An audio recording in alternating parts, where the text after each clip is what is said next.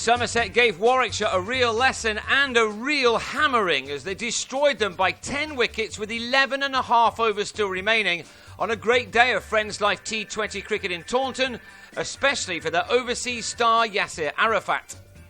The Bears won the toss and batted but soon found themselves in a real mess. Yasser Arafat needed only 5 balls for his first wicket, Varun Chopra top-edging him to long leg.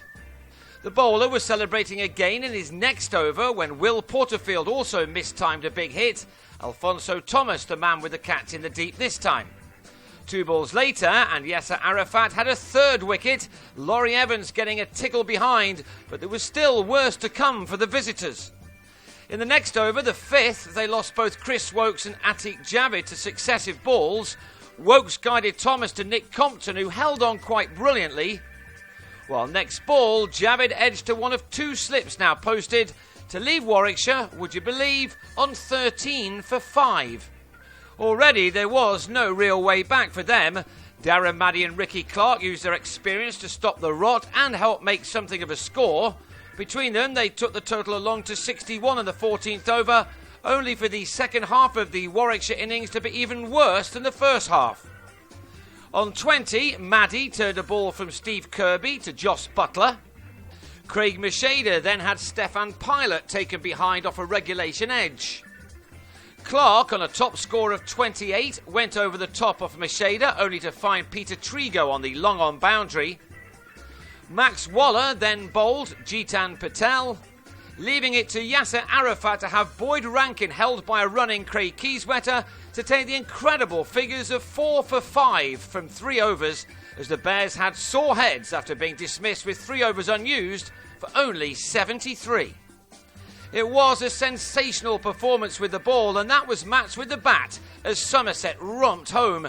Kieswetter got off the mark with a 6 off Woakes, while Chris Jones simply laid into Clark, smashing him for 4 fours in 5 balls to immediately end any thoughts that Warwickshire had of somehow turning this game on its head. Instead, they were to leave with red faces, and that had nothing to do with another day of hot sun.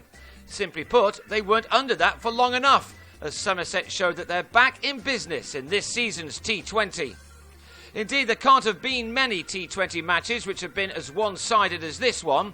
Net run rates were improved as Kieswetter went after Rankin to take his side to within 32 runs of their brilliant victory after only 4 overs.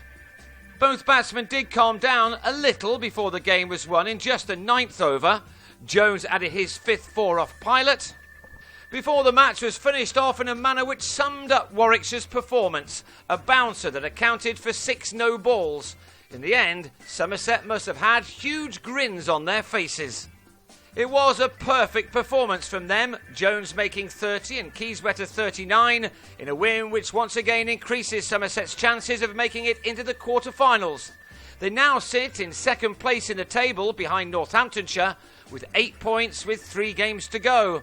Next up is the big one with a trip to Bristol on Friday. Now that should be a cracker.